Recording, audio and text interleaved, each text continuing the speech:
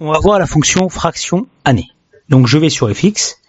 Dans la catégorie date et heure, je vais choisir fraction et année, qui permet de renvoyer une fraction correspondant au nombre de jours séparant date de début et date de fin par rapport à une année complète. Je clique sur OK. Donc date de début 1er janvier 2024, date de fin 20 mars 2024. Je clique sur OK. Très bien, sous forme de fraction, elle me permet de calculer la différence entre le nombre de jours entre date de début et date de fin. Très bien. Et par contre, il y a un troisième argument qui s'appelle base. Donc cet argument-là, il faut faire attention. Si on met 0 ou rien, elle va utiliser la méthode 30 sur 360 jours américaine. Si je mets un 1, ça sera du réel sur réel. Si je mets 2, ça sera du réel sur 360. Si je mets 3, ça sera du réel sur 365. Et si je mets 4, ça sera la méthode européenne 30 sur 360. Je clique ici, j'ai 0,2194. Voilà. Donc, si pour la méthode européenne, je vais simplifier, du 1er jusqu'au 20, j'aurai en janvier, j'aurai 30 jours. Là, on va dire c'est janvier. Voilà.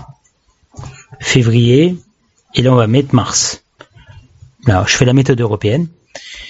Enfin, je détaille la méthode européenne pour une meilleure compréhension. Donc, janvier 30. Février 30, toujours.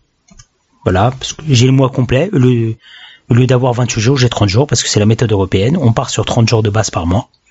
Et en mars, j'ai 20 jours. Voilà, je fais ça, j'ai 20 jours. Soit un total de 30 plus 20, ça me fait 80 jours. Et qu'est-ce que je fais ? Je fais 80 divisé par 360. Voilà. Ça me donne 22,22.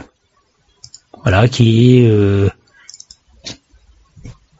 est très proche. Pourquoi ? Parce que c'est très simple, il ne faut pas prendre le dernier jour. Voilà.